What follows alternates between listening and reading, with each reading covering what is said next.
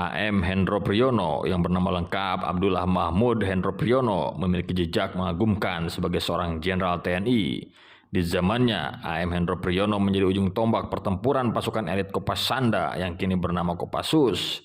Hendro Priyono pun masuk ke ranah intelijen sebagai kepala Badan Intelijen pertama.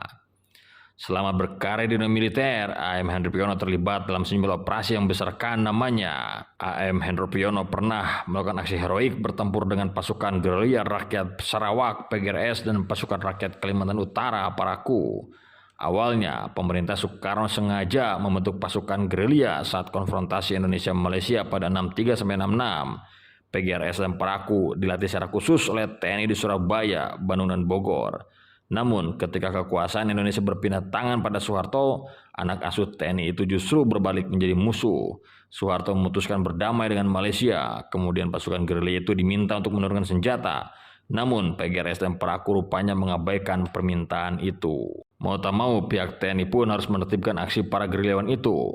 Akhirnya, Hendro Priyono bersama timnya bernama Sandi Yuda turun tangan bertempur di hutan rimba kawasan Kalimantan.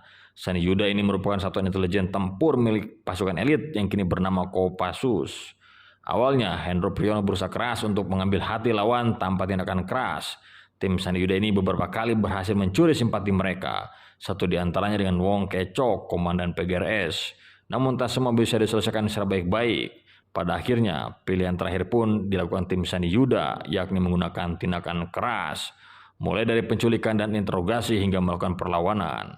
Perlawanan yang membekas diingatan Hendro Priyono, yakni berduel dengan Hasan yang juga komandan PGRS. Kala itu, dia bersama tim kecil sebanyak 8 orang harus mengintai gubuk Hasan semalaman. Secara hati-hati, satu di antara timnya kemudian membunuh penjaga gubuk yang memegang senjata api menggunakan sangkur.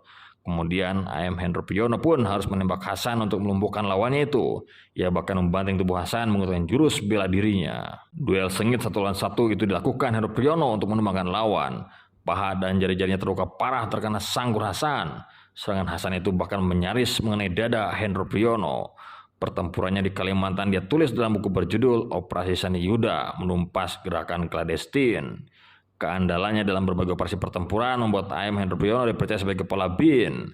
Tidak hanya mengurus bawahannya di BIN, dia pun membentuk regenerasi melalui pendirian Sekolah Tinggi Intelijen Negara.